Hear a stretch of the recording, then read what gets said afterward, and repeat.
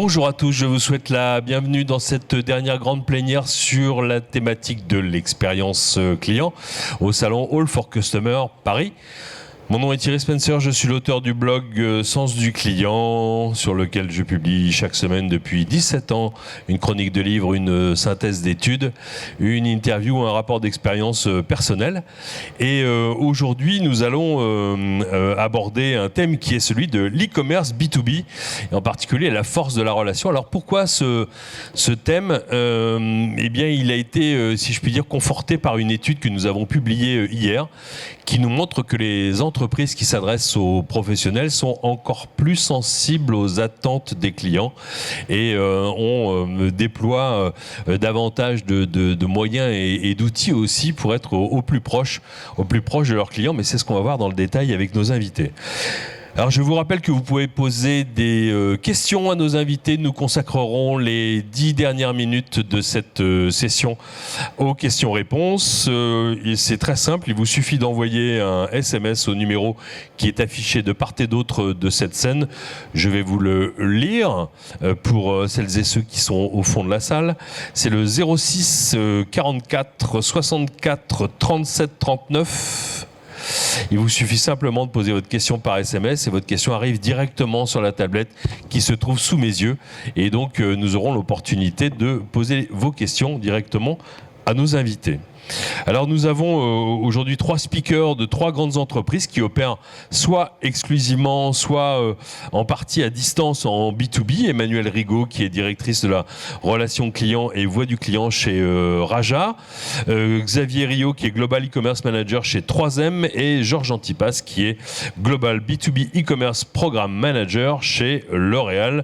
Je vous souhaite la bienvenue sous les applaudissements des personnes qui sont ici pour les encourager. Merci de cet accueil chaleureux. Alors commençons par vous, Emmanuelle. Vous êtes directrice relations clients et voix du client, c'est ce que je viens de dire, donc chez Raja. Et je dois commencer par vous dire d'abord merci d'avoir accepté l'interview sur mon blog que j'ai publié il y a quelques semaines. Et puis bravo parce que vous avez été pour la seconde année consécutive élu service client de l'année dans la catégorie fourniture et équipement pour l'entreprise. Alors, est-ce que vous pourriez vous présenter et nous présenter votre entreprise, s'il vous plaît? Avec grand plaisir. Donc, Raja, j'espère que vous connaissez tous, mais si vous ne connaissez pas, je vais vous le dire, c'est le leader de la distribution de fournitures et d'équipements pour les entreprises en Europe. Nous sommes présents avec 26 sociétés dans 19 pays aujourd'hui. C'est un groupe familial et indépendant que j'ai rejoint il y a 11 ans, d'abord par une filiale. Et puis il y a 5 ans, j'ai remplacé Gwen Rio, qui est là dans la salle, pour prendre la direction de la relation client chez Raja France. Et j'ai récupéré ensuite la voix du client. Raja, c'est une entreprise qui a fêté ses 70 ans cette année. Ça a commencé, elle a été développée par la mère de notre PDG actuel, qui a vendu des cartons recyclés en porte-à-porte. C'était déjà visionnaire à l'époque. Et aujourd'hui, nous sommes 4500 collaborateurs, comme je vous l'ai dit, avec une présence dans 19 pays et 26 entreprises. Donc j'ai la chance d'avoir cette double fonction chez Raja, d'avoir à la fois la relation client et la voix du client. Et ma principale mission, c'est d'assurer une expérience d'achat optimale pour nos clients, de les satisfaire, de les fidéliser et bien sûr par là, les développer. Donc j'ai effectivement la chance d'être dans une entreprise qui promet des valeurs très fortes. Tout d'abord la passion du service, qui met le client au cœur des priorités de tous les collaborateurs. Tous les services de l'entreprise sont vraiment customer-centriques. Et puis après, une vraie culture de l'excellence chez Raja. Notre PDG a toujours été visionnaire et a toujours considéré que le client, c'était l'ADN de notre entreprise. Voilà. Une femme oui, très engagée pour l'égalité homme-femme. Pour l'égalité homme-femme, qui a une fondation d'ailleurs qui soutient de nombreuses associations pour défendre le droit des femmes. Tout à fait. Un exemple pour beaucoup d'entre nous. On peut faire un sondage dans la salle. Levez la main toutes celles ou ceux qui travaillent plutôt dans le secteur B2B. qu'on ait à peu près une idée, y compris. Donc on a quand même pour les personnes qui nous regarderont à distance, une grande majorité des personnes dans la salle. Donc je comprends cet intérêt et ça me réconforte dans le choix de cette thématique assez inédite sur le salon All for Customer. Alors Xavier Rio, vous êtes Global E-Commerce Manager chez 3M, une entreprise que beaucoup de personnes ici connaissent, ne serait-ce que de nom, comme on dit dans les études de notoriété, et surtout pour certains de ces produits plutôt iconiques. Alors est-ce que vous pourriez vous présenter puis nous présenter votre entreprise ? Alors bonjour à toutes et à tous, je suis Xavier Rio, donc Global E-Commerce Manager chez 3M. 3M est un industriel américain de 90 000 salariés, 32-33 milliards de chiffre d'affaires. En France, on a un siège social, 6 usines. Et la grande force de 3M, c'est utiliser la science pour l'innovation produit à travers ces différents produits, dont certaines marques iconiques comme le scotch, qu'on a inventé il y a 70-80 ans, le post-it, et toutes les différentes applications qu'on peut utiliser à partir de nos 50 plateformes technologiques. Thierry t'a parlé de la colle, donc la colle sur les pansements, la colle sur le post-it, la colle sur des doubles faces industrielles pour coller des pièces dans l'aéronautique. Donc c'est vraiment comment l'innovation et la science vont accompagner et résoudre les problématiques de nos clients pour améliorer la vie de l'ensemble de nos utilisateurs. Dans notre stratégie e-commerce, on a en fait deux stratégies e-commerce. Une stratégie e-commerce directe avec une plateforme e-commerce où on vend. Gardez bien votre micro contre votre menton, on fait signe à la régie pour que le son soit optimal. Merci. Avec une plateforme de vente en direct où nos clients distributeurs peuvent acheter et avoir l'ensemble de leur portail d'informations sur les produits 3M, mais aussi une stratégie indirecte où on accompagne nos partenaires de distribution à commercialiser, mettre en avant l'ensemble des solutions 3M, donc les 50 000 références produits 3M sur leur plateforme de vente en ligne et sur les marketplaces.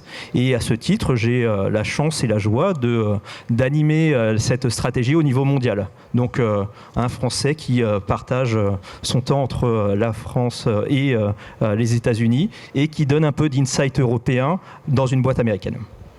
Merci beaucoup. Et puis vous avez des liens avec Raja, fatalement. Tout à fait. C'est un de nos clients préférés. Et un de nos fournisseurs préférés, évidemment. Il vous arrive d'être un peu concurrent aussi, non ? Et Parfois. Alors, Georges Antipas, on parlait de produits iconiques. Vous en avez une très très longue liste.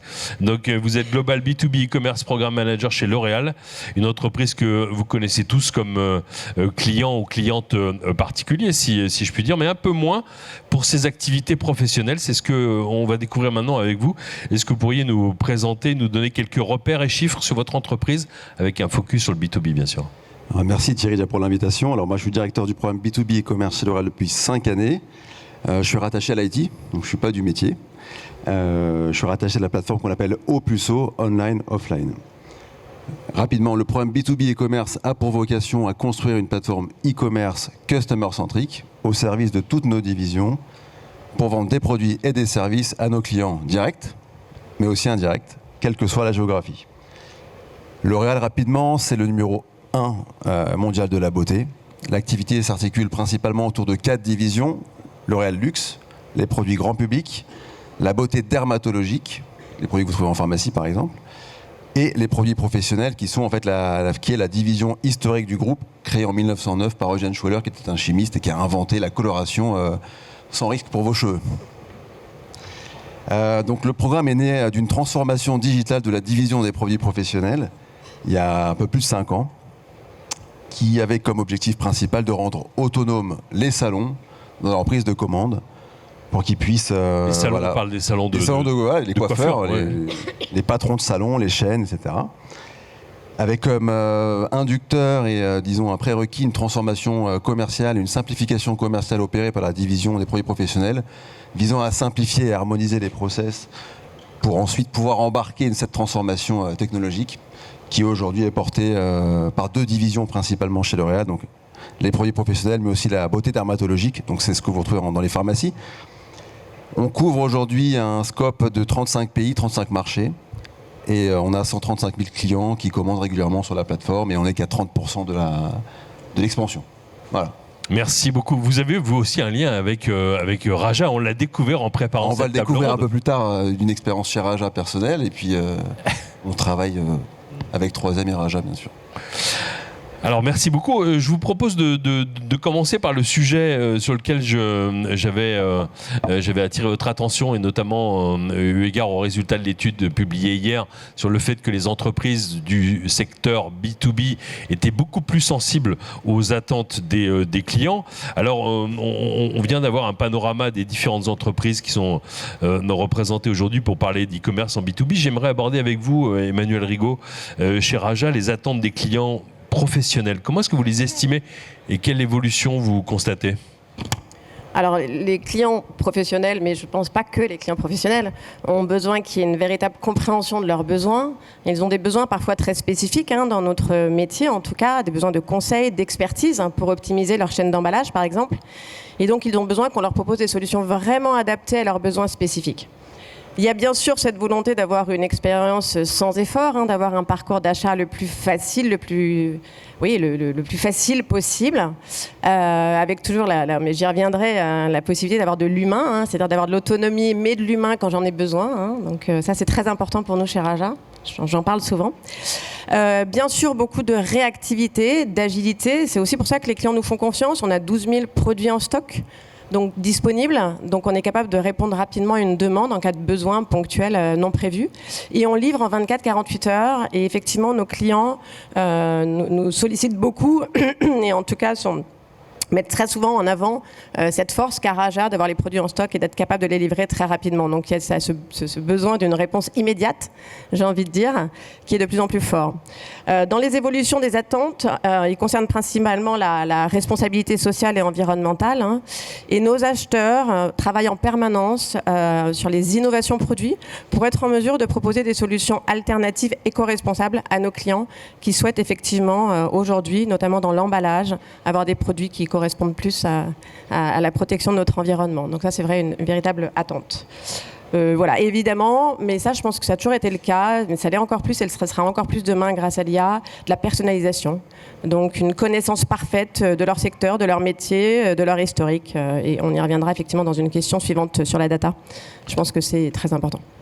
Merci pour celles et ceux qui nous regardent en replay. Je vous invite à regarder, même pour les personnes qui sont dans la salle, le replay de la conférence de ce matin qui portait spécifiquement sur RSE, les liens entre RSE et expérience client, qui était animé par Florence Bouchot, qui est ici devant moi, avec des invités comme Truffaut, comme Jacques Addy et Day by Day, qui ont parlé justement de ce lien très étroit et en particulier des attentes spécifiques des clients, quelle que soit leur origine.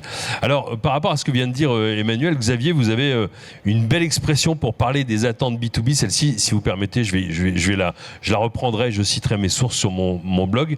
Mais vous dites que les attentes des professionnels sont des attentes au carré. Alors effectivement, parce que si on réfléchit un petit peu à ce qu'est le B2B, c'est le commerce entre entreprises. Mais une entreprise, c'est avant tout des personnes. Donc, cette personnalisation, cette compréhension, cette segmentation, elle doit être faite x2. Si on vend un produit 3M, un masque respiratoire, on ne va pas le vendre de la même manière dans le secteur de la construction à un grand faiseur type Engie ou à une société, un petit artisan. Donc on a déjà cette notion de, sur un même secteur, devoir segmenter, personnaliser l'approche en fonction du secteur, mais en fonction du type d'entreprise. Mais même au sein d'une entreprise, l'entreprise, dans le cadre du B2B, a un parcours d'achat, un cycle d'achat qui peut être long, avec des prescripteurs, des acheteurs, des utilisateurs. Donc cette personnalisation, segmentation doit aussi être réalisée sur les différentes personas, sur les différentes composantes d'une entreprise. Et donc, quand je parle de personnalisation, de segmentation au carré, c'est la combinaison des différents utilisateurs, des différents métiers et la segmentation sur les différents secteurs, les différentes typologies d'entreprises.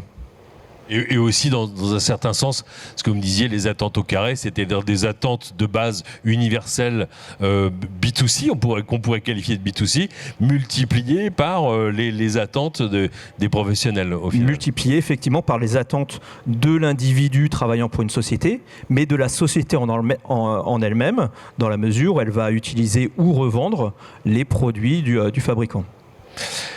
Merci Georges Antipas chez L'Oréal. Vous servez plusieurs cibles, hein, vous y avez fait référence dans votre présentation.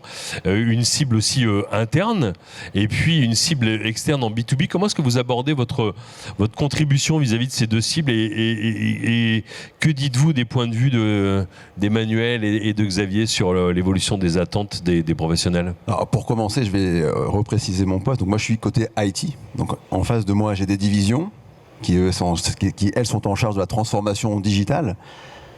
Donc elles ont comme attente que je livre une plateforme robuste qui puisse accompagner leur transformation, favoriser l'adoption des salons et des pharmacies.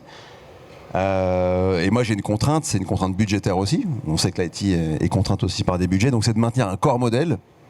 J'ai 2 product owners, j'ai un product owner par division et moi je suis au milieu en tant que product manager si vous voulez. Et donc on doit toujours penser à quelle est la valeur qu'on apporte à nos clients, qu'ils soient des salons ou des pharmacies, pour driver le produit par la valeur. Ça c'est mon rôle aujourd'hui. Ensuite j'ai un deuxième niveau, c'est le pays. C'est dans le marché, dans le pays qu'on va déployer les solutions B2B e-commerce. Et donc ils attendent de nous que la plateforme soit fiable, que l'IT puisse répondre en cas d'incident en 15 minutes si c'est un incident assez grave, qu'ils puissent bénéficier d'une plateforme qui soit customer-centrique. Donc nous on utilise Salesforce Commerce Cloud pour la partie e-commerce. Donc ça veut dire qu'ils peuvent bénéficier d'un panel d'outils disponibles on the shelf comme Page Designer par exemple, qui peuvent préparer des pages de contenu, des landing pages, des animations, des promotions, etc. Et toute la gestion ensuite de l'intégration et du run est gérée chez nous par notre intégrateur Capgemini, qui est notre partenaire. Et ensuite, le troisième niveau le plus important, c'est l'utilisateur final. C'est celui qui va tous les jours venir sur la plateforme, quel que soit son device, quel que soit le moment de la journée, en fonction de ses contraintes dans un salon. Voilà, il est en train de faire une coupe, il se lave les mains, il l'ajoute au panier rapidement en utilisant le barcode scanner. Voilà, c'est pour lui qu'on crée la valeur. Voilà. Donc la complexité réside dans ces 3 étapes. Et j'aimerais parler d'une expérience que j'ai vécue chez Raja. Avant de rejoindre le groupe L'Oréal, j'étais chez Data Solutions. J'avais 24 ans, donc ça commence à dater, ça fait 13 ans. Et la première semaine où j'ai rejoint Data Solutions, le CTO de Data Solutions, Philippe Audimer, que vous connaissez, il m'a dit « Allez, viens, je t'amène à Villepinte ». Alors, je connaissais ni Villepinte ni Raja. Villepinte, c'est là où est basé le siège, parce que nous avons notre entrepôt logistique, c'est pour ça que... Et je me rappelle, on était arrivé dans une salle, il y avait une table ovale, et il y avait au moins 20 personnes autour de cette table. Je dis, mais de quoi on va parler aujourd'hui? En fait, on a juste parlé de comment améliorer le parcours client pour la sélection des adresses de livraison. Et ce jour-là, ça m'a beaucoup marqué. Je me suis dit, ah ouais, ils ont mis les efforts juste pour parler d'ajustement. Alors quand vous êtes IT, un peu geek, et vous dites, mais c'est rien, c'est facile. Et en fait, ce travail d'empathie et d'amélioration continue, j'ai beaucoup appris ce jour-là chez Raja, donc merci pour ça. Et donc j'essaie d'appliquer, comme tu le dis Xavier, cette stratégie au carré pour L'Oréal. Merci beaucoup. Et vous remarquerez que vous êtes le bienvenu ici sur cette scène représentant d'une direction informatique. Et ce que je trouve formidable, c'est que généralement, lorsqu'on veut vraiment évaluer le niveau d'orientation client d'une entreprise, une des bonnes façons, c'est d'aller voir directement au service IT pour voir si toutes les personnes qui travaillent à l'informatique sont orientées elles-mêmes clients. Et généralement, si elles sont vraiment orientées clients, toute l'entreprise est orientée client. Donc, et en vous écoutant, ça me rassure et ça me conforte. Nous avons ici, sur cette scène, aussi une entreprise orientée client, mais ça, vous n'en doutiez pas. Abordons le thème de la connaissance client. Le secteur B2B se distingue par sa grande connaissance des clients. C'est presque même une des caractéristiques aussi principales lorsqu'on la compare au secteur B2C. Bien sûr, vous connaissez tous vos clients. Et chez Raja, Emmanuel Rigou, comment est-ce que vous utilisez ces données pour renforcer la relation ? Alors, il y a plusieurs types de données. Il y a déjà les données que l'on a de base de nos clients lors de la création de leur compte. Donc ça, effectivement, ça nous permet déjà d'avoir un minimum d'informations sur eux. Après, nous, chez Raja, on a mis en place Salesforce, on a Service Cloud et Sales Cloud, ce qui nous a permis vraiment d'avoir aujourd'hui une vue à 360 degrés de toutes les interactions du client avec l'entreprise et également entre services. Donc ça nous permet d'exploiter au mieux toute la data puisqu'on a tous les historiques de commandes, de devis. Donc on est une entreprise en B2B, donc c'est essentiellement une activité de commande, une activité de vente terrain. Donc on a également tous les comptes rendus de nos vendeurs terrain, tous les échanges. Donc ça nous permet d'être très pertinent dans l'analyse d'un dossier client, dans la proposition et la recommandation. Donc ça, le CRM nous a vraiment fait énormément gagner en connaissance et donc en adaptation de nos réponses. Nos réponses sont beaucoup plus adaptées et pertinentes par rapport aux besoins de nos clients. On a gagné énormément aussi dans le suivi des réclamations, parce que du coup, on est très très rapide et efficace et j'y reviendrai. Également, la data sur Internet, pour nous, c'est très important puisque 50% de nos clients passent commande en ligne. Et donc, l'analyse de la data nous permet d'avoir des propositions de produits complémentaires, de produits similaires, très pertinentes, puisqu'on a bien sûr comme objectif toujours de développer nos clients et d'augmenter le panier moyen de nos clients en B2B. Donc, plus on les connaît, plus on connaît leur historique d'achat, plus on connaît ce que les clients similaires d'un même secteur achètent, plus on est en mesure de leur proposer le bon produit dans le panier, en bundle, de différentes façons sur notre site internet. Enfin, la data, pour moi, avec ma casquette voix du client, c'est toutes les données que l'on récolte au travers de nos différentes enquêtes offline, online, à travers le chat et toutes les conversations de chat. On exploite tous ces verbatims, pour répondre au mieux aux attentes de nos clients. Alors évidemment, on va déjà s'occuper de traiter les irritants et de traiter tous les pain points et de mettre en place toutes les améliorations continues pour les enlever, pour que l'expérience soit facile, fluide. Et puis, c'est une mine d'or pour récolter plein d'idées d'amélioration, essentiellement digitales, mais pas que, de fonctionnalités. Nos clients prennent le temps de nous suggérer des fonctionnalités, nous orienter en nous disant ça serait bien que sur votre site, je trouve telle fonctionnalité, là vous avez l'historique, moi je voudrais voir mes produits commandés et pas que l'historique et mes listes d'achat. Donc on s'enrichit de toutes ces données pour continuer à améliorer au quotidien l'expérience client. Alors je pense que vous serez d'accord avec ça, Xavier Rio chez 3M. Vous me disiez pendant la préparation de cette table ronde que cette expression qu'on a l'habitude d'entendre depuis maintenant plus d'une décennie, qui est celle que les données sont une nouvelle mine d'or, l'expression n'est pas galvaudée et la qualité des données, selon vous, fait la différence. Et en quoi est-ce qu'elles vous sont utiles dans votre métier en particulier pour mieux connaître les clients, pour mieux les servir? Alors en fait, il y a quelques années, on parlait, le buzzword c'était Big Data. Big Data, l'ensemble des données générées par l'ensemble des interactions dans les différents systèmes est présente. Big Data, c'est quelque chose d'actuel. Maintenant, le buzzword qu'on entend partout dans le salon, c'est l'IA. Donc on a maintenant l'IA dopée par le Big Data qui va nous permettre de répondre à la première question qui était comment réaliser cette hyper-personnalisation nécessaire pour répondre aux besoins, aux attentes de l'utilisateur B2B, prenant en compte la segmentation au carré. On a pris cette segmentation au carré qui multiplie par 2, par 4, par 10 la complexité. Le Big Data, l'IA et l'ensemble des différents systèmes, et ce que Emmanuel commençait à introduire, nous permet maintenant de proposer des expériences utilisateurs, à adapter l'expérience produit sur le site, sur nos sites et sur le site de nos distributeurs en fonction des différents pays, des différentes régions, des différents segments de marché et dans un futur proche va aussi nous permettre d'adapter comment le différent verbatim va pouvoir être hyper personnalisé en fonction du parcours d'achat, en fonction du statut d'achat et en fonction de l'utilisateur qui va interagir avec le produit 3M sur les différents touchpoints. Alors, Georges Antipas chez L'Oréal est une entreprise dite data-centrique, centrée sur les orientées données, on pourrait dire. Les données, dans votre cas, servent aux business partners.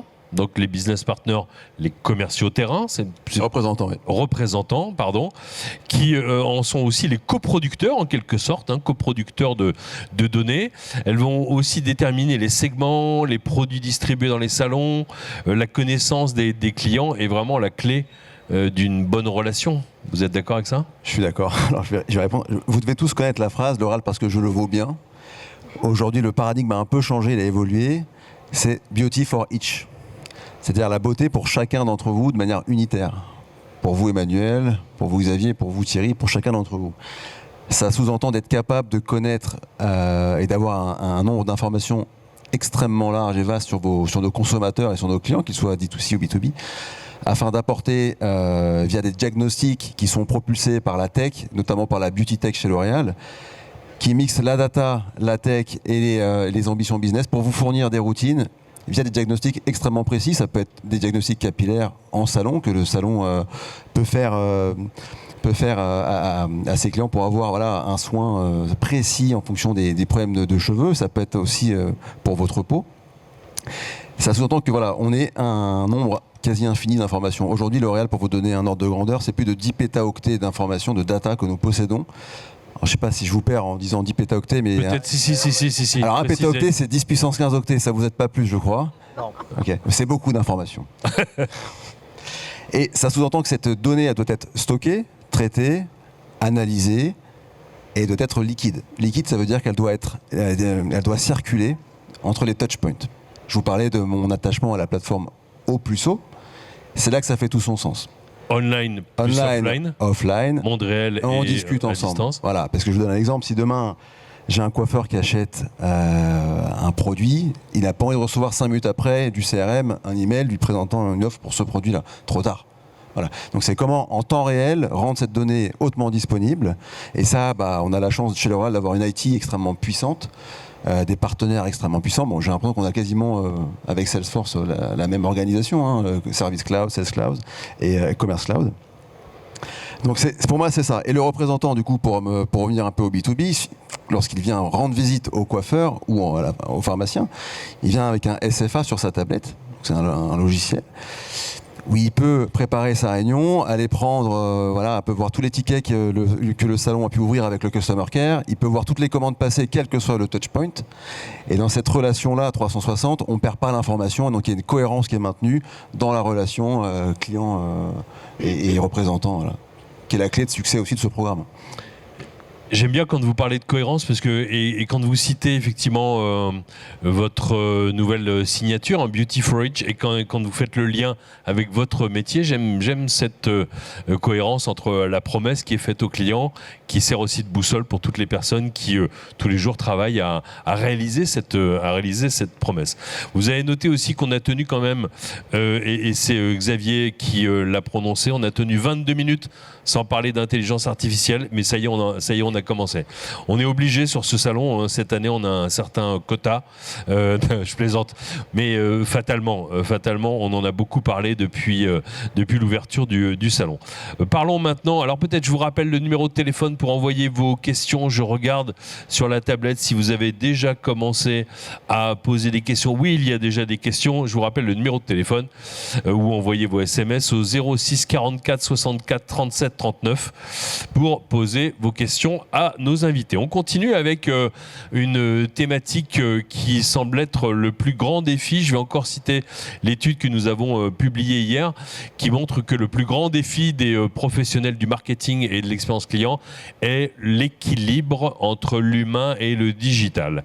Et c'est ce que je voudrais aborder avec vous, Emmanuel Rigaud chez Raja. Vous avez à cœur, vous particulièrement, de combiner les interfaces digitales et les interactions humaines. Alors, quelle est votre approche et vos convictions à ce sujet ? Alors déjà, je suis assez anti-bot. Je pense que tous les gens qui me connaissent le savent. Je le dis assez fort. Anti-robot. Anti-robot. En tout cas, anti-robot quand on est ouvert. Voilà. Aujourd'hui, comme je vous l'ai dit, 50% de nos clients passent commande sur Internet. On a même 80% de nos nouveaux clients qui viennent via Google Shopping, donc qui arrivent chez Raja sans se rendre compte de l'expérience client différenciante qu'on propose, parce que quand on fait tout seul en ligne, on peut constater que le site Internet est fluide, fonctionne bien. Mais c'est une fois qu'on a besoin d'un conseil, ou un problème pour passer sa commande, que de pouvoir appeler un conseiller, enfin en tout cas se faire rappeler via le web callback sur le site, appeler un conseiller ou solliciter un expert par chat va faire toute la différence dans l'expérience client. Aujourd'hui, on a des verbatim assez fabuleux de nos clients qui nous disent que merci parce qu'ils ont trouvé le produit qu'ils cherchaient car ils ont eu quelqu'un en chat qui a pu les conseiller et les aider. Je suis convaincue qu'en B2B, si vous mettez un bot, le client changera de site. À un moment donné, je suis là, je veux acheter mon produit, je veux le trouver. C'est parfois fois technique et complexe, hein, la fourniture et l'emballage. Donc voilà, donc je suis pour vraiment l'assistance humaine dès que le client en a besoin, en fait, l'assistance humaine à disposition, multicanal.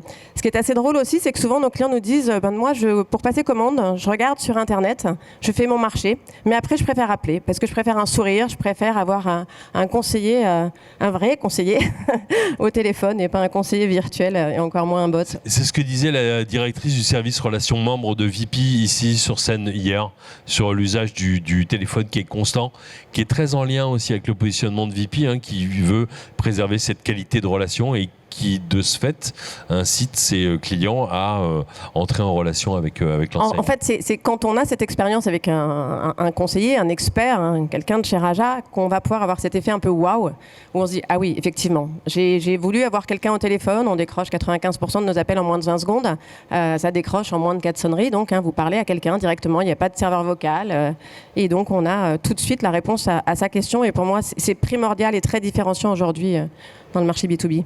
Ou le marché tout court d'ailleurs. Xavier, pour ce qui est du défi de l'omnicanal, si je puis dire, vous avez plusieurs sujets de focus chez 3M. La fréquence de contact, la prévente, l'évolution des processus qui impactent aussi les collaborateurs. Comment est-ce que vous gérez cet équilibre ? En fait, si on reprend l'histoire du B2B qui était monocanal, puis il y a, on va dire, une vingtaine d'années, a été multicanal avec les premiers serveurs, les ventes par Minitel, puis web, puis par téléphone. Et en fait, il y a maintenant peut-être une dizaine d'années, peut-être un peu moins, on est passé vers l'omnicanal. Et c'est ce que disait également Emmanuel, c'est l'omnicanal. Ça veut dire plusieurs canaux, mais ça reste et ça a toujours inclus l'humain. L'humain du service client, l'humain des forces commerciales, et Georges, tu vas en reparler tout à l'heure.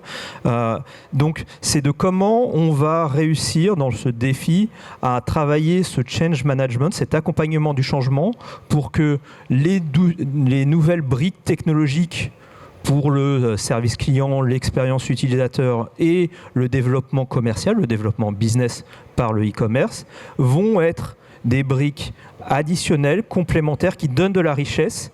Et pour ça, l'accompagnement au changement avec les équipes commerciales, les équipes du service client sont un des points critiques de la réussite.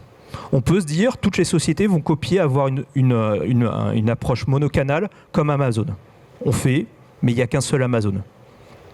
Maintenant, toutes les sociétés et le reste des sociétés, nous avons une approche omnicanale.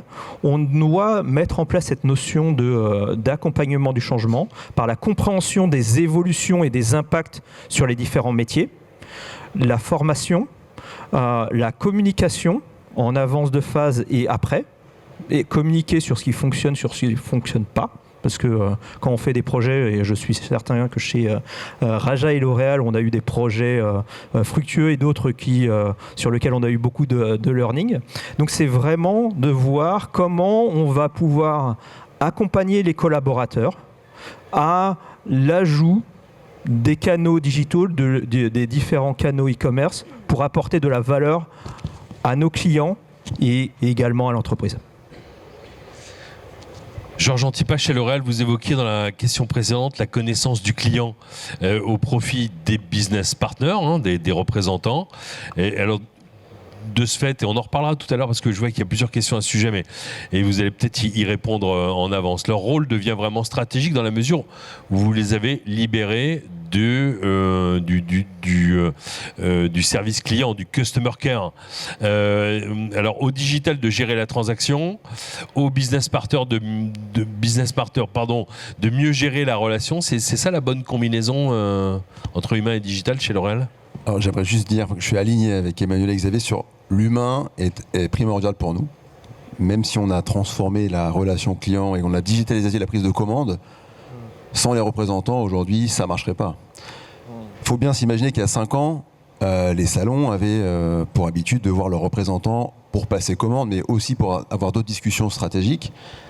Cette prise de commande-là, aujourd'hui, elle est faite en autonomie. Mais avant, vous aviez votre salon, votre coiffeur qui était en train de faire une coupe. Il y a le représentant qui arrive. Bon, j'ai pas terminé ma coupe. Il va attendre 20 minutes. Il y a une perte de temps pour tout le monde. Il y a un stress pour le salon. Aujourd'hui, ce stress-là, on l'a plus. Mais ça sous-entend aussi que cette relation qu'ils avaient fondée ensemble depuis des décennies, parce qu'il y a des salons qui sont depuis des décennies chez L'Oréal, il ne faut pas qu'ils la perdent. Il faut qu'on la transforme. Donc aujourd'hui, cette relation s'est transformée en une relation avec une forte valeur ajoutée à la fois pour le salon, mais aussi pour le groupe, parce que les représentants aujourd'hui, une grande partie de leur temps est allouée à la recherche de nouveaux salons, donc de la conquête, et à une discussion plus stratégique dans le salon. Comment je peux améliorer la qualité de ton salon? Je te conseille de plutôt proposer ces services-là, ces produits-là, oriente mieux ta stratégie de cette manière-là. Et donc le représentant peut venir dans un salon avec plus d'informations. Mais nous, ça veut dire quoi d'un point de vue digital? C'est qu'on doit offrir une expérience qui favorise l'adoption. Parce qu'il y a des pays où c'est un peu plus compliqué que d'autres. Vous avez des pays où on a besoin de cet attachement humain, ces conversations-là. Donc on doit être irréprochable d'un point de vue digital, c'est-à-dire avoir une plateforme performance, fiable, robuste, scalable, avec une pléthore de fonctionnalités qui correspondent réellement aux besoins du coiffeur. Je vais vous donner un exemple. On a par exemple ce qu'on appelle la Requested Delivery Date, c'est-à-dire la date de livraison souhaitée au niveau, certainement les mêmes contraintes. Moi j'ai un salon, je pars en vacances demain, pour 3 semaines. Ben, je veux faire ma commande ce soir, je vais être sûr que lundi quand je reviens dans 3 semaines, j'ai ma commande qui m'attend devant mon salon. Si L'Oréal n'est pas capable de livrer ce salon-là, il n'est pas capable de faire ses colorations, ses shampoings. Donc il y a un lien extrêmement fort entre la qualité des opérations L'Oréal, pour laquelle L'Oréal est quand même connue pour être excellente là-dessus, et le site e-commerce qui permet d'offrir ces fonctionnalités-là.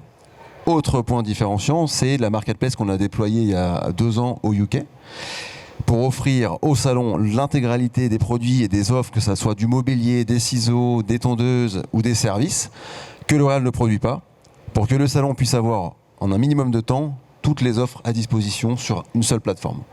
Et je crois que c'est ça les facteurs de réussite et de succès, c'est penser client. Et penser client, ça veut dire avoir les meilleures offres, les meilleures pratiques aussi commerciales et avoir les meilleures solutions technologiques pour supporter tout le trafic qui est inhérent à l'activité.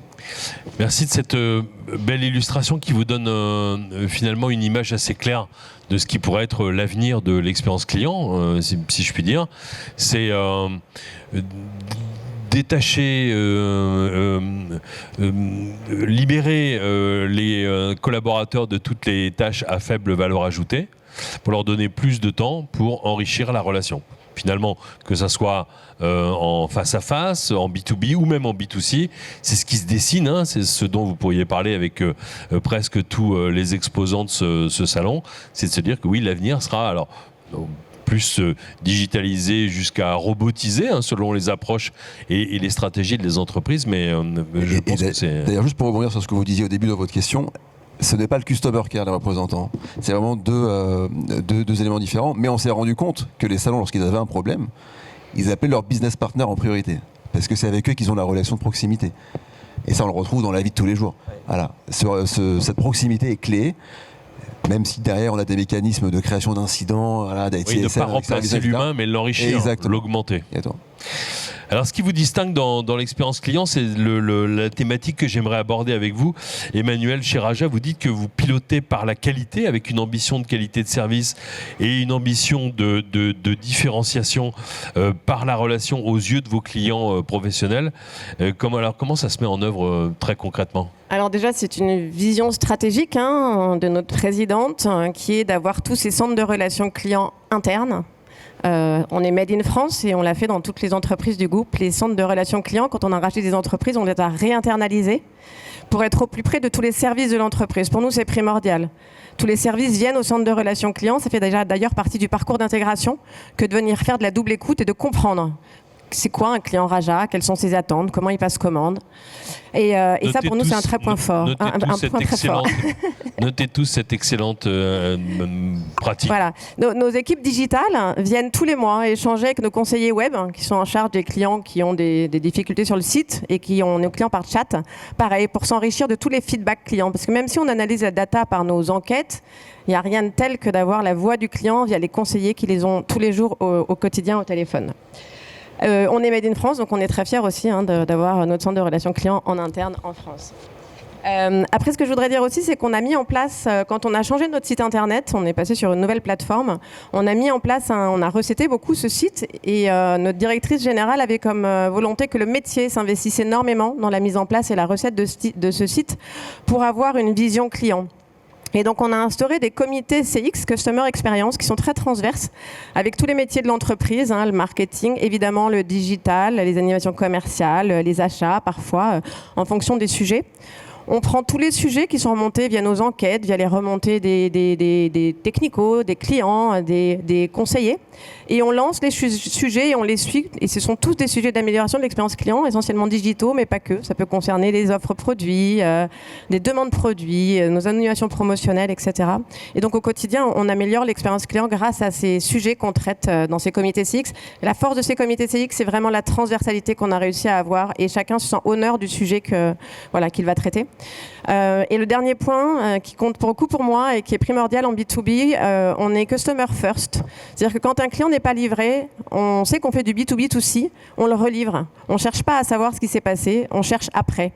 On est capable de relivrer un client qui a un problème le matin, de le relivrer l'après-midi à Paris ou le lendemain en province. Et pour moi, c'est très important et c'est aussi le côté visionnaire de notre présidente qui a décidé de faire confiance au client d'abord. Voilà, on le relivre, après on cherche le problème et on s'arrange avec notre transporteur pour récupérer la marchandise. Et ça, aujourd'hui, c'est extrêmement différenciant dans l'expérience client chez Raja. C'est une de nos forces. Merci de rappeler ces orientations stratégiques. Chez 3M, justement, Xavier Rio, vous nous parliez tout à l'heure de votre stratégie qui vise à valoriser l'innovation et la science. Et vous, une de vos façons de vous distinguer et de partager justement vos expertises, vos connaissances avec vos clients pour améliorer leur propre expérience. Et vous misez beaucoup sur des partenariats, sur le partage de contenu via des webinaires par exemple. Est-ce que vous pourriez nous parler de cette expérience et cette façon de faire dans le milieu professionnel ? Alors, nous commercialisons dans le milieu B2B 50 000 produits, des post-it, donc assez simples, jusqu'à des codes ultra haute performance. Et donc, cette technicité nécessite d'avoir et de diffuser cette expertise et d'expliquer à nos potentiels utilisateurs finaux quel besoin on va pouvoir répondre. Et pour ça, même avant le Covid, on avait commencé à mettre en place des webinaires techniques pour présenter les différentes solutions, qui est complémentaire aux présentations, à l'expérience que nos utilisateurs font quand ils viennent nous rendre visite sur nos différents sièges et visitent le parcours d'innovation. Parcours d'innovation qui est une sorte c'est un showroom, mais sans produit. On ne va pas montrer des produits, on va montrer des solutions. Parce que dans cette expérience utilisateur, donc cette expérience client, on veut que les personnes qui sont intéressées par des solutions 3M disent « Venez avec vos problèmes, on va trouver par nos techniques, par notre expertise, on va vous permettre de concevoir parfois des produits ou identifier les solutions qui vont répondre à vos problématiques. » Donc c'est des choses qu'on fait sur nos territoires innovation, mais c'est aussi des choses qu'on fait à travers les différents outils de communication digitale, par des webinaires qui sont animés par nos experts scientifiques. On a 3500 experts techniques au niveau mondial chez 3M sur l'ensemble des différents pays dans les différents secteurs. Et donc, ils ont aussi la responsabilité d'animer des webinaires avec nos clients. Georges Antipas, j'aimerais qu'on aborde votre propre expertise et votre quête d'excellence dans l'expérience utilisateur. Vous nous parliez de l'excellente formule O+O, online plus offline, la performance du site internet de commande en ligne, et vous visez très très haut en termes de standards, vous allez nous en parler. Le chatbot aussi, puisque vous n'êtes pas un ennemi du robot, mais vous lui avez trouvé sa place, sa juste place. Et puis une de vos bonnes expressions que j'adore, qui est le One Click Care. Alors déjà, la première stratégie, lorsqu'on a démarré cette transfo, c'est de se dire quelle solution on va prendre pour gérer la partie e-commerce. Donc on a fait le choix de partir sur Commerce Cloud, qui était déjà une tech qu'on maîtrisait bien chez L'Oréal pour la partie D2C, donc avec plus de 400 sites qui étaient déjà opérationnels. On voulait offrir une expérience D2C Parce qu'en fait, ce qu'on remarque, c'est que les clients, qu'ils soient B2B ou pas, ils ont l'habitude d'aller sur Amazon, ils ont l'habitude d'aller sur ces grands acteurs. Et donc, on est obligé, en tant que L'Oréal, de mettre la barre au même niveau, à minima. L'autre facteur différenciant, c'est le rapprochement que j'ai su créer avec le business chez L'Oréal. Pour info, moi, ça fait 5 ans que je suis dans l'open space du business. Même si j'ai mes bureaux IT, je n'y suis jamais. Je suis toujours avec le business et mes équipes sont avec le business. Je crois que ça ruisselle comme ça, en fait. Ça démarre par cette relation de proximité entre le métier, les divisions et l'IT. Et ensuite, ça ruisselle chez vos clients. J'ai du mal à croire qu'on puisse avoir des expériences customer-centriques avec une IT qui soit très éloignée du business. Ça ne fait pas sens. Ça a été aussi la proximité avec nos fournisseurs que j'appelle partenaires. Voilà. Ils font partie de la transformation avec nous depuis 5 ans. Ils nous sont fidèles, on leur est fidèles. Et d'un point de vue aussi de L'Oréal, ce qui nous différencie, c'est d'avoir réussi à maintenir un corps modèle. C'est-à-dire que c'est la même version de code qu'on déploie quelle que soit la division pour livrer on time and on budget, quel que soit le marché. Et ça, c'est des contraintes... c'est des contraintes fortes que l'on connaît tous en ces temps un peu difficiles. Donc c'est une belle réussite. Et la marketplace, bien évidemment, qui est aussi un challenge technique et qu'on envisage d'accélérer en Europe sur des marchés qui vous seront communiqués un peu plus tard. J'aime bien cette idée de viséo et surtout de se rappeler, on l'a dit tout à l'heure quand on a évoqué les attentes, de se rappeler que le client professionnel a des repères dans le monde, dans son monde en tant que consommateur. Exactement. Donc une bonne expérience sur Amazon le dimanche soir pour commander un produit et il arrive le lendemain matin au bureau, il pourrait être étonné, ou dans son salon de coiffure, il pourrait être étonné de ne pas avoir la même fluidité et la même interface. La chance que j'ai, c'est que chez L'Oréal, on a du marketing à tous les étages. On a un portefeuille de 37 marques.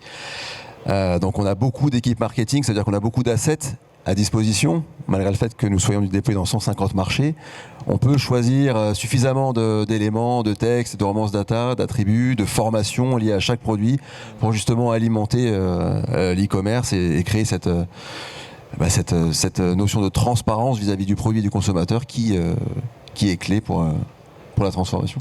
Merci. J'ai une dernière question pour vous trois avant d'aborder les questions de la salle. Emmanuel Rigaud, j'aimerais qu'on aborde un peu les grands sujets d'avenir.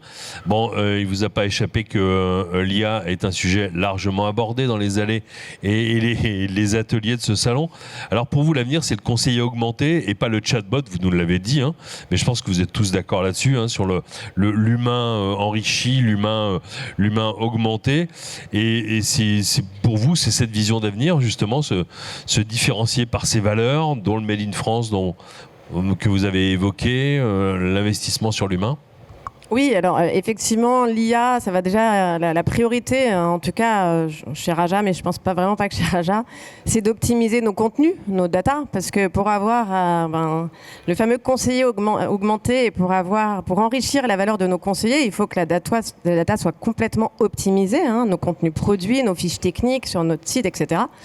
Donc ça, c'est le premier sujet pour moi de l'IA qui est primordial. L'IA va nous permettre aussi d'avoir une relation client très personnalisée. On va pouvoir vraiment anticiper les besoins de nos clients. On va être capable de leur proposer du reordering en calculant leur fréquence d'achat, de leur proposer des solutions utilisées par d'autres clients d'un même segment, d'un même secteur d'activité. Donc on va être encore plus dans de l'ultra-personnalisation, encore plus pertinente. Et après, dans nos métiers, bien sûr, si je fais un petit focus sur la relation client, l'agent assist, ça va être quelque chose d'assez fabuleux quand on va pouvoir plugger une solution d'IA qui ira chercher dans notre CRM Salesforce, dans notre base de connaissances, sur notre site internet, et qui pourra pousser toutes les informations pour faire en sorte que le conseiller soit encore plus efficace, plus rapidement pour répondre à nos clients. Et puis, sur un des irritants, alors là, je vais être très sujet relation client, je m'excuse pour ceux qui sont moins dans le domaine, mais il y a un des irritants un peu pour nos managers, c'est le quality monitoring, et pourtant c'est primordial pour détecter la qualité des appels, détecter les besoins en formation pour être toujours meilleur et s'améliorer en performance. L'IA nous permettra, via le speech to text, non pas d'enregistrer, aujourd'hui je crois qu'on enregistre en moyenne 3% des appels, mais en tout cas de pouvoir évaluer peut-être 10-20% des appels, et puis des mails et des chats, et puis d'avoir du quality monitoring qui sera via le speech to text en automatique, et qui nous permettra d'évaluer et de pouvoir d'évaluer notre qualité et de quantifier les besoins en formation spécifiques pour les collaborateurs. Est-ce que et pour vous moi, avez c'est bien un grand suivi progrès. speech to text, donc transformer les conversations en voilà, les appels la transcription en texte. des appels en texte, qui va nous permettre aussi d'enrichir notre CRM. Donc, on est en train de réfléchir à voir comment faire évoluer notre solution CTI pour être encore mieux connecté avec notre CRM Salesforce. Et donc, effectivement, on aura des résumés des appels clients qui seront automatiquement enrichis dans Salesforce avec des créations de cases, de réclamations, d'opportunités, de demandes. Donc, pour nous, ça va vraiment être assez révolutionnaire, je pense, en termes d'expérience collaborateur aussi. Ça va faciliter la vie des collaborateurs et personnaliser encore plus la relation client. J'ai une question pour vous. Je vais enchaîner tout de suite puisqu'il y a une question qui vous est particulièrement adressée. Quel type d'enquête de satisfaction vous menez auprès de vos clients chez Raja ? On en mène énormément. Je vais essayer d'aller vite. On a un baromètre annuel, un baromètre de satisfaction annuel. On a des enquêtes catalogues, 2 catalogues par an, 2 enquêtes catalogues. On a une enquête de perception de notre site web 1 fois par an. On a des enquêtes livraison et donc des enquêtes nouveaux clients. Donc ça, post-achat. Et après, online, on utilise d'ailleurs Qualtrics comme outil pour récolter tous les verbatims de nos clients. Sur les enquêtes online, on a évidemment l'enquête post-achat. On a une enquête exit site quand le client sort du site un peu trop rapidement pour nous. Et puis après, on met des enquêtes, ce qu'on appelle à la SKU, à la référence article, pour savoir si le client a trouvé le produit qu'il cherche. Et on est capable de mettre des enquêtes comme ça via Qualtrics, un peu où on veut. Quand on a lancé notre nouveau moteur de recherche, on a mis une petite enquête pour savoir qu'il avait trouvé le produit qu'il cherchait. Donc voilà, on analyse. Et moi, personnellement, je reçois tous les mails de ces enquêtes online, parce qu'on en a peut-être une dizaine par jour, mais ça m'enrichit énormément sur les expériences clients et les attentes clients. On a mis en place un outil, je suis désolée Thierry, je suis longue, mais qui permet, dès que le client parle produit, problème produit, souhait de chercher un nouveau produit, voilà. Les achats reçoivent directement ces enquêtes, le retour de ces enquêtes pour se dire « Ah ok, ce serait intéressant d'aller proposer tel produit » ou « Mince, on a un problème sur ce produit, une fiche technique qui manque, etc. » Voilà. Merci, je suis au à dispo contraire, pour en reparler plus longuement. D'avoir pris soin de répondre complètement à cette question. Xavier Rio, chez 3M, à quoi vous êtes attentif pour l'avenir ? Alors, j'imagine, et on en a déjà parlé, évidemment, pour vous, c'est renforcer l'expérience produit via la personnalisation, s'assurer la synchronisation et la mesure de l'impact. Et comme Emmanuel chez Raja, vous êtes aussi sensible aux enjeux de la RSE, puisque la nouvelle vision du groupe est d'être le leader de la sustainability. Alors, sur les 2 points, Raja est un client de 3M. Donc, je me dois d'écouter les besoins et je suis super content d'entendre que nos attentes, les attentes de Raja sur l'hyper-personnalisation et les données produits sont l'un des enjeux cruciaux pour aider l'entreprise Raja à répondre aux besoins de leurs clients. Donc, pour nous, 3M, cette priorité de travailler l'expérience produit, d'enrichir l'expérience produit, des données de verbatim, descriptifs, fiches techniques, qui doit être réalisé sur nos 50 000 références vendues dans 70 pays.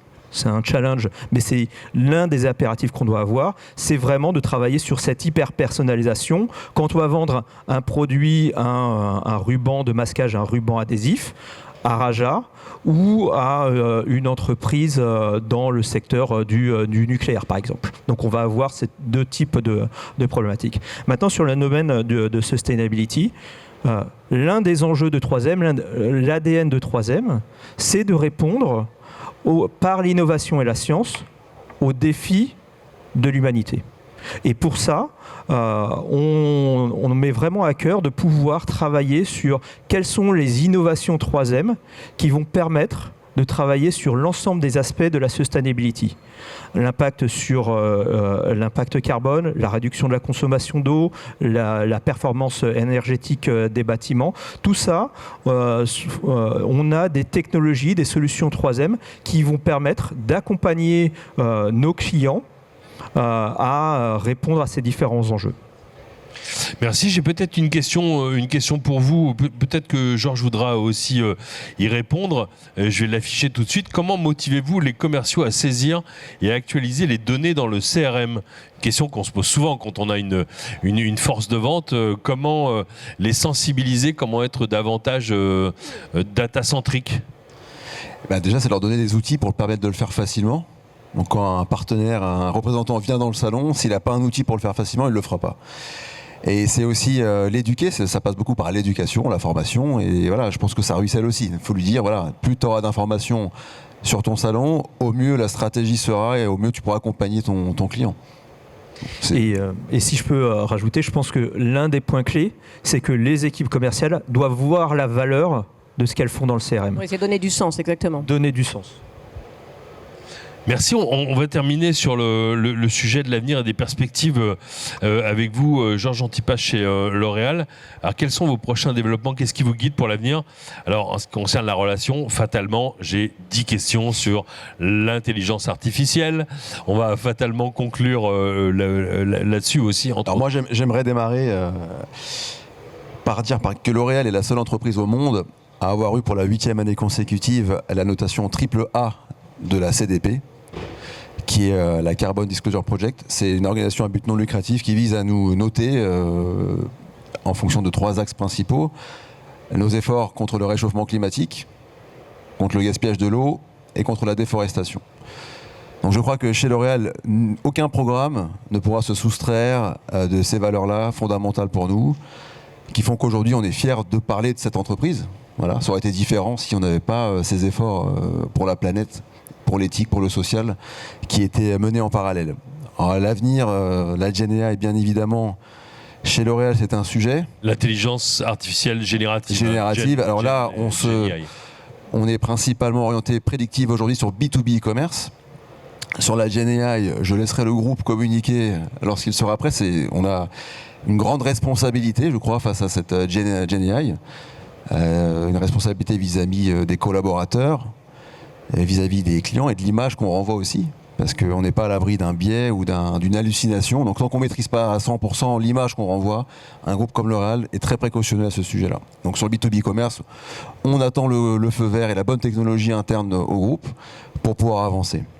Sur l'IA prédictif, en revanche, grâce à Einstein de Salesforce, on est déjà en train de capter de la valeur et on va accélérer en ce sens-là. Et puis je pense qu'on démarrera plutôt par augmenter l'humain, côté customer care, côté représentant, pour créer de la valeur, créer de l'optimisation, de la productivité, mais on n'est pas en train de penser à un remplacement. Merci, oui, c'est bien. En effet, certaines des questions, et notamment celle-ci, pensez-vous que l'intelligence artificielle pourrait justement aider le collaborateur et non le remplacer pour ainsi mieux performer? Je pense que vous avez un peu répondu quand même tous à ça. Vous avez fait part de vos convictions, partagées. À moins que vous vouliez ajouter quelque chose là-dessus. Je regarde d'autres questions. Il y en a une en particulier sur la gestion des données, une question que je trouve intéressante. En parlant de la gestion des données, un des challenges en B2B est la gestion du turnover au sein des entreprises clientes. J'imagine le renouvellement du portefeuille, le churn. Est-ce que vous avez des bonnes pratiques à ce sujet? Vous parliez justement d'analyse prédictive, de gestion de la fidélité des clients. Est-ce que... J'ai peut-être pas compris la question. C'est le churn, la perte de nos clients, ou c'est dans une même entreprise le changement d'interlocuteur? Je pense que ça doit être le changement d'interlocuteur, les deux. La gestion du turnover au sein des entreprises clientes. Voilà, c'est ça, pardon. Donc c'est plutôt dans une même entreprise quand les contacts changent. Ça, j'avoue que c'est un vrai sujet parce que du coup, c'est une base de données avec un nombre de contacts important et une complexité de mise à jour des contacts. On travaille beaucoup aujourd'hui dans Salesforce avec un logiciel qui s'appelle DQE pour dédoublonner nos bases, radier les contacts qui sont partis. Moi, j'ai dans mon périmètre, j'ai une équipe base de données client qui passe son temps à mettre à jour la base. Donc effectivement, c'est manuel. J'espère que l'IA nous aidera beaucoup demain là-dessus. Après, ce qui est complexe chez Raja, c'est qu'un contact peut être dans plusieurs entreprises. Donc, c'est pas du simple dédoublonnage. Donc, effectivement, il peut ne plus faire partie d'une entreprise, être remplacé, mais il peut aussi être dans plusieurs entreprises. Donc, pour l'instant, c'est encore un peu un travail complexe. Et nous, nos salons ne comptent pas ouvrir des pharmacies, donc on n'a pas trop ce problème-là. Bon. Peut-être une toute dernière question, une question à plusieurs millions de dollars. Bonjour et merci. Cette hyper-personnalisation des fonctionnalités ou la relation client n'est-elle pas très coûteuse? Est-elle assez rentable? Bref, pourquoi y a-t-il un salon All for Customer? Pourquoi tant d'efforts? Pourquoi ces discussions? Est-ce que tout ça finalement est bien utile? On fait 30 secondes chacun. Oui, pardon, je tourne un peu, non pas en dérision, j'ai du respect pour la question. Je pense que chez Raja, on a des clients qui sont fidèles depuis plus de 30 ans. Donc c'est quand même assez incroyable. On a des clients qui, quand ils changent d'entreprise, changent de fournisseur et repartent travailler avec Raja. Donc continuent à travailler avec Raja malgré leur changement d'entreprise. Donc ça, c'est assez fort et je suis convaincue, et on est tous convaincus chez Raja, et c'est impulsé par la direction générale, que c'est la qualité de service et donc la qualité de la relation, la qualité du conseil, de l'expertise qui fait toute la différence et qui fidélise nos clients. Donc en termes de coût de fidélisation, je pense qu'on s'y retrouve largement. Alors, l'hyper-personnalisation, est-ce que c'est coûteux, est-ce que c'est compliqué? Bah oui, complètement, mais elle est nécessaire dans l'évolution des comportements des utilisateurs, des entreprises, pour être pertinent au bon moment, afin de continuer à générer de la valeur pour nos clients. Donc, est-ce que c'est une fin en soi? Non. Est-ce qu'on va utiliser l'ensemble des nouveaux outils, l'IA? Oui. Sans que ça soit une fin en soi, mais vraiment pour répondre aux attentes de nos clients. C'est vraiment cet élément-là qui est vraiment clé. Comment on répond aux attentes de nos clients par l'hyper-personnalisation avec des outils boostés à l'IA. Chez L'Oréal, c'est extrêmement important, mais je verrais ça comme un investissement. Et la chance qu'on a chez L'Oréal, c'est qu'on a un SI qui est partagé entre plein de programmes et plein d'applications. Ce qui nous permet de partager l'investissement entre tous les programmes. Donc cette hyper-personnalisation, c'est beaucoup de data. Cette data, elle a un coût qui est partagé au niveau du groupe. Ça n'est pas porté uniquement par un programme.